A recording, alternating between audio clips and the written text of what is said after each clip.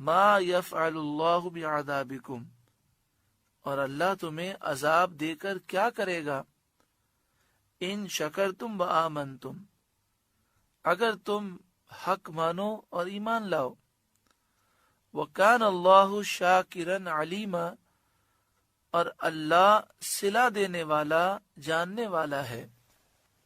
یعنی اگر انسان ایمان لائے اور نیک اعمال اختیار کرے تو اللہ تعالیٰ اسے عذاب نہیں دے گا، دنیا بھی سنور جائے گی اور آخرت بھی سنور جائے گی، ہر چیز میں اللہ تعالیٰ برکت پیدا کر دے گا۔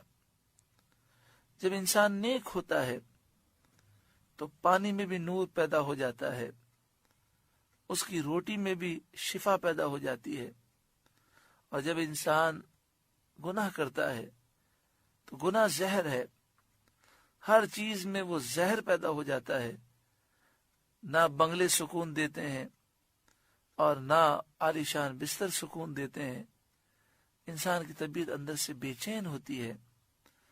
گناہ بہت خطرناک اپنے اثرات رکھتے ہیں۔ اللہ تعالی ہمیں گناہوں سے سچی پکی توبہ نصیب فرمائے۔ 5واں پارہ مکمل ہوا۔ اللہ تعالی ہمیں نور قرآن سے روشن منور فرمائے۔ 6 پارے کا آغاز ہے۔ اللہ رب العالمین نے ارشاد فرمایا، لا يحب اللہ الجہر بالسوء من القول الا من ظلم، اللہ پسند نہیں کرتا بری بات کا اعلان کرنا مگر مظلوم سے، یعنی کسی کے پوشیدہ حال کو ظاہر کرنا اللہ تعالی پسند نہیں فرماتا۔ لا يحب اللہ الجہر بالسوء من القول، اللہ بری بات کے اعلان کو پسند نہیں فرماتا، یعنی کسی کے چھپے ہوئے حال کو ظاہر کرنا، اس کے عیبوں کو اچھالنا اللہ تعالیٰ پسند نہیں فرماتا۔ اس میں غیبت بھی آ گئی، چغل خوری بھی آ گئی، یعنی غیبت بھی اللہ پسند نہیں فرماتا، چغل خوری بھی اللہ پسند نہیں فرماتا۔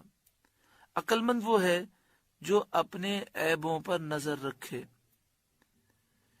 ایک قول یہ بھی ہے کہ بری بات سے گالی مراد ہے، اللہ تعالیٰ گالی کو پسند نہیں فرماتا۔ غیبت کسے کہتے ہیں؟ کسی مسلمان کی اس کی غیر موجودگی میں برائی بیان کرنا، یہ غیبت ہے، یا اس کا ذکر اس انداز میں ہو کہ اگر وہ سن لے تو اس کی دل آزاری ہو، اس کا دل دکھے، وہ ناپسند کرے، تو یہ غیبت ہے۔ غیبت اس برائی کو کہتے ہیں جو اس میں پائی جائے۔ اگر ایسی برائی کا ذکر کیا جائے جو کسی مسلمان میں موجود ہی نہیں تو وہ غیبت نہیں بلکہ تہمت ہے، بہتان ہے، وہ بھی ایک بڑا گناہ ہے۔ اچھا، کسی مسلمان کی پیٹھ پیچھے غیر موجودگی میں اس طرح بات کریں تو وہ غیبت ہے، لیکن اگر اس کے منہ پر کہہ دیں تو وہ دل دکھانا ہے، دل آزاری ہے، اور وہ بھی بڑا گناہ ہے کہ فرمایا کہ مسلمان کا دل دکھانا خانہ کعبہ کو شہید کرنے سے بھی بڑا گناہ ہے۔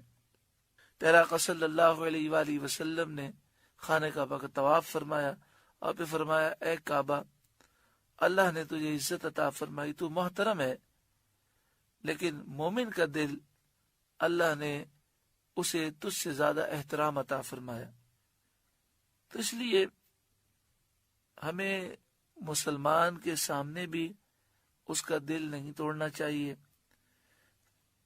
اس کی غیر موجودگی میں بھی ایسی باتیں نہیں کرنی چاہیے، اور جب لوگوں کو سمجھایا جائے تو لوگ کہتے ہیں کہ میں جو کہہ رہا ہوں حقیقت یہی ہے، تو غیبت حقیقت ہی کو کہتے ہیں۔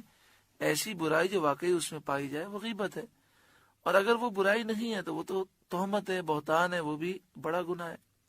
سے بعد لوگوں کو سمجھایا جائے کہ آپ اس طرح بات نہ کریں، پیٹھ پیچھے بات نہ کریں، یہ برائی کرنا غیبت ہے، تو کہتا ہے میں ڈرتا نہیں ہوں، میں منہ پہ بھی کہہ سکتا ہوں۔ تو بھائی یہ غیبت کی تعریف تو ہے نہیں کہ غیبت اسے کہتے ہیں جو منہ پہ نہ کہہ سکتا ہو۔ جو بھی برائی غیر موجودگی میں کرے وہ غیبت ہے، اور منہ پہ کہے تو دل آزاری ہے، دل دکھانا ہے، وہ بھی گناہ ہے۔ تو انسان کو چاہیے کہ وہ اپنے عیب کو دیکھے اور اس طرح مسلمانوں کے عیبوں کو نہ اچھالے۔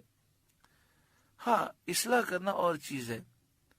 اصلاح کا طریقہ یہ ہوتا ہے کہ تنہائی میں پیار محبت کے ساتھ پہلے اس سے اس طرح کہے کہ یہ جو میں آپ کو کہہ رہا ہوں، میرا مقصد صرف اور صرف آپ کی خدمت میں عرض کرنا ہے اور کوئی بات نہیں ہے، اور اسے یہ تاثر دے کہ میں آپ کا مخلص ہوں، آپ کا خیر خواہ ہوں، آپ کو سمجھانا چاہتا ہوں، اور پھر سمجھانے کے لیے ماحول بنانے کی کوشش کرے اور تمیز باندھ کر بڑے پیار محبت کے ساتھ سمجھائے۔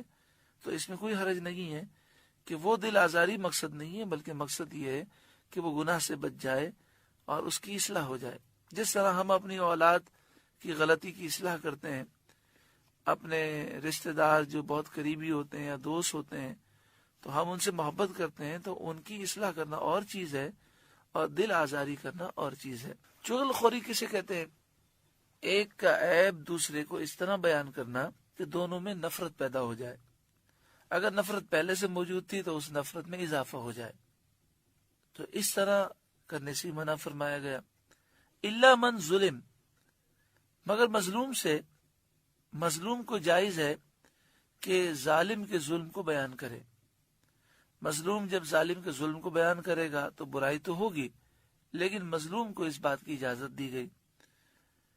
وہ چور یا غاصب کی نسبت کہہ سکتا ہے کہ اس نے میرا مال چرایا یا غصب کیا، تو جس پر ظلم ہوا وہ بتا سکتا ہے کہ فلاں نے مجھ پر ظلم کیا ہے، اس نے چوری کی ہے، اس نے غصب کیا ہے۔ اس میں کوئی حرج نہیں ہے، کیونکہ اس کا مقصد یہ ہے کہ اسے ظلم سے نجات مل جائے۔ شان نزول، ایک شخص ایک قوم کا مہمان ہوا تھا، انہوں نے اچھی طرح اس کی میزبانی نہ کی۔ بڑی توجہ سے سنیں، یہ مرض ہمارے یہاں بہت عام ہے۔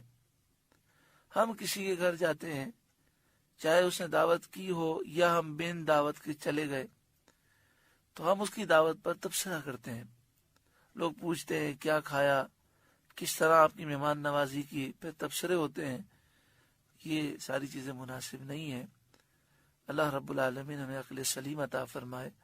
اگر کسی نے ہماری دعوت کی اور وہ دعوت اگر ہمیں پسند نہیں آئی تو اس انداز میں ذکر نہیں کرنا چاہیے کہ جس سے اس کی غیبت ہو اور لوگوں کو یہ معلوم ہو کہ اس کی یہ برائی ہے۔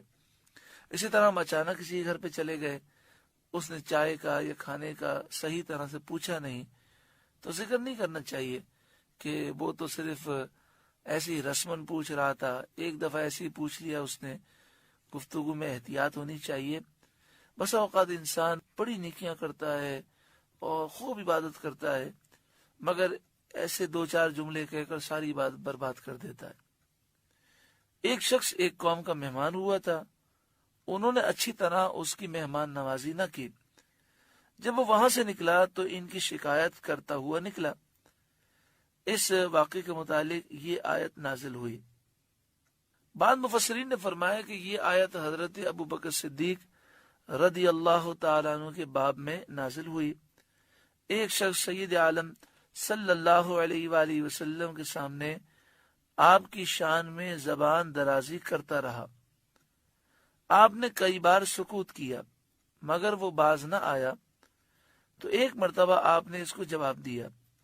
اس پر حضور اقدس صلی اللہ علیہ وآلہ وسلم اٹھ کر تشریف لے گئے۔ حضرت صدیق اکبر رضی اللہ تعالیٰ عنہ نے عرض کیا، یا رسول اللہ صلی اللہ علیہ وآلہ وسلم، یہ شخص مجھ کو برا کہتا رہا۔ تو حضور صلی اللہ علیہ وآلہ وسلم نے کچھ نہ فرمایا۔ میں نے ایک مرتبہ جواب دیا تو حضور صلی اللہ علیہ وآلہ وسلم اٹھ گئے۔ فرمایا، ایک فرشتہ تمہاری طرف سے جواب دے رہا تھا، جب تم نے جواب دیا تو فرشتہ چلا گیا اور شیطان آ گیا۔ اس کے متعلق یہ آیت نازل ہوئی۔ یہ بات حضرت علامہ مولانا صدر الافاضل مولانا نعیم الدین مراد آبادی علیہ رحمہ نے تفسیر خزائن العرفان میں لکھی۔ وَكَانَ اللَّهُ سَمِيعًا عَلِيمًا، اور اللہ سننے والا جاننے والا ہے۔